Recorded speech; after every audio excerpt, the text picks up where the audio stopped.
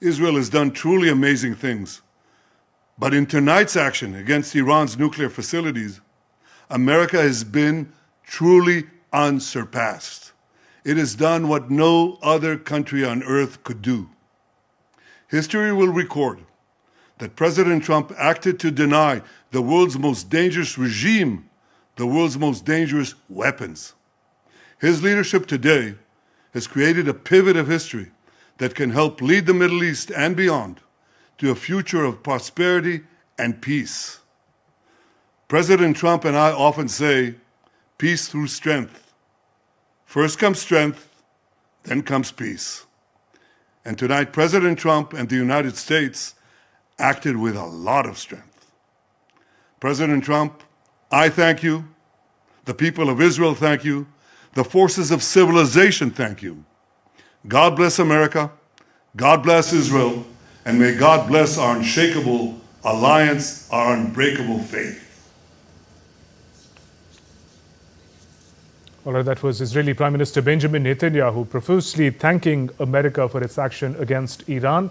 The action being the direct targeting of 3 key nuclear sites with the ammunitions that have not been made clear. Earlier, Donald Trump spoke about how these actions have been successful. The American forces carried out these operations. And now Benjamin Netanyahu, in his words, thanking President Trump's leadership, America for tackling the threat from Iran, and said that this could in fact lead to the future of prosperity and peace in the Middle East. Ambassador Prabhu Dayal, apologies for cutting you short earlier, sir. Now we also have learned what Benjamin Netanyahu had to say, thanking its ally, America. Now, one point in particular, Donald Trump talks about peace from here on, and Benjamin Netanyahu speaks of a future of prosperity that now becomes possible in the Middle East. What are the real possibilities of these aims being achieved now? Well, you know, they are saying whatever they are saying on the basis of the assumption that Iran will not retaliate. So the ball is going to be, from their point of view, in Iran's court. The Iranian Revolutionary Guard is known to not sit quiet and take things lying down. So there could be some sort of a retaliation by the IRGC on US bases in the region. Now, whether the other countries of the region will get involved or not is a separate matter. I think that because of the deep differences between Iran on one hand and most of the Gulf states on the other, their involvement is not going to be very likely. You know, there are territorial disputes, for instance, between Iran and UAE over the islands in the Persian Gulf, for one thing. There is the dispute between Bahrain and Iran because Iran considers Bahrain a part of its own territory and says Bahrain doesn't have the right to independent existence. There is, of course, the great fight on Shia-Sunni lines because the Gulf states on the south are Shia states, Sunni states, and Iran is a Shia state. So there are these differences.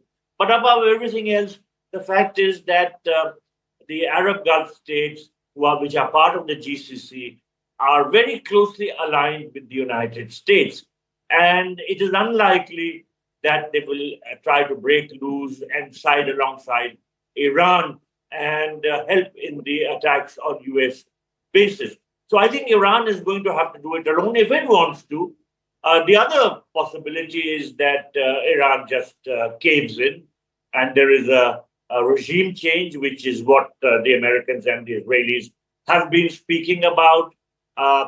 There is this possibility always in that as the conflict escalates, the country which is under attack undergoes a regime change. That possibility also can't be ruled out. So everything is up in the air. It remains to be seen how things shape out after this huge American attack on the 3 nuclear sites in Iran.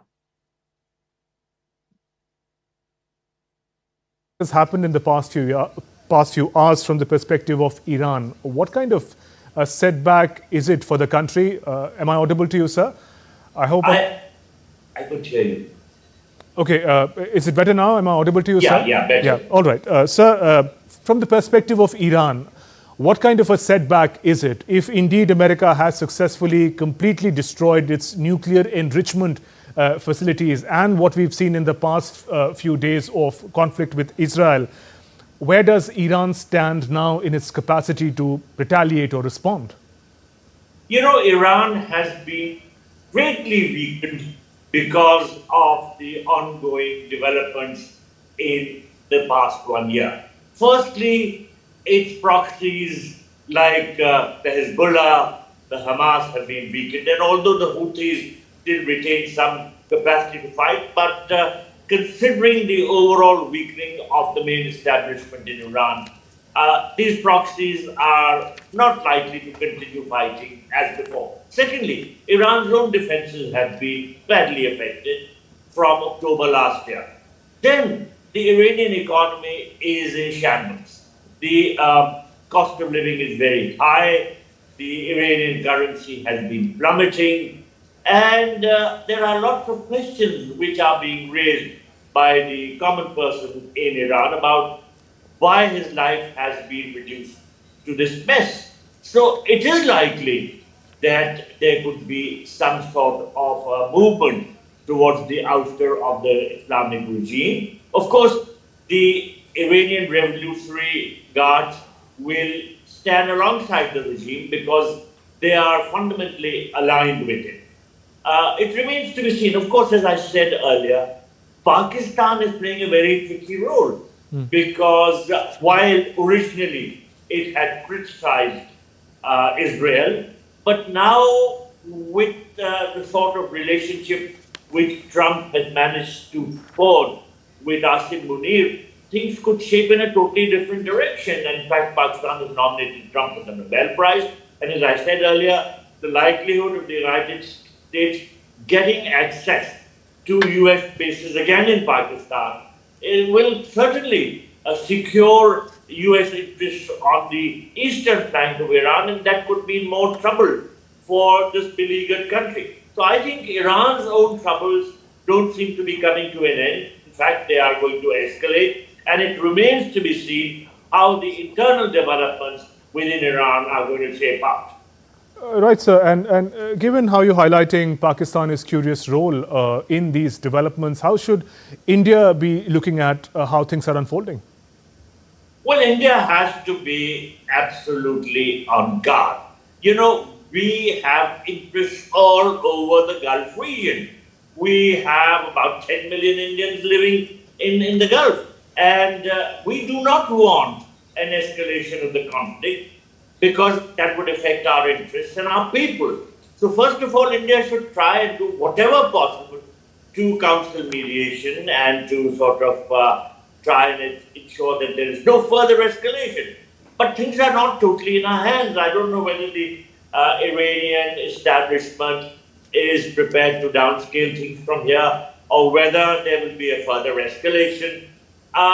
For one thing, the United States has sent out a very clear signal that it doesn't mind the conflict going on because it sees it as an opportunity to continue to strike at Israel. So in this context, we have to try and see how we secure our interests. Of course, there's no question of India trying to sort of get directly involved in the military aspect. But in the diplomatic side of things, India does have a role to play, and India, alongside other countries, including the United Nations itself, can try and bring about a swift end and a settlement to this ongoing problem, because, as I said earlier, the escalation or the widening of the conflict is certainly not going to be in our interest.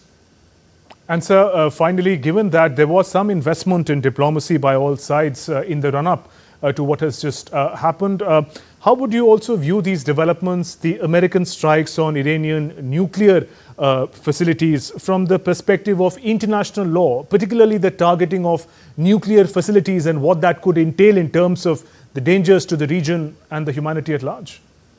Well, you know, international law always goes for a sixer when situations like these happen. it is certainly against international law to wage strikes against a foreign land.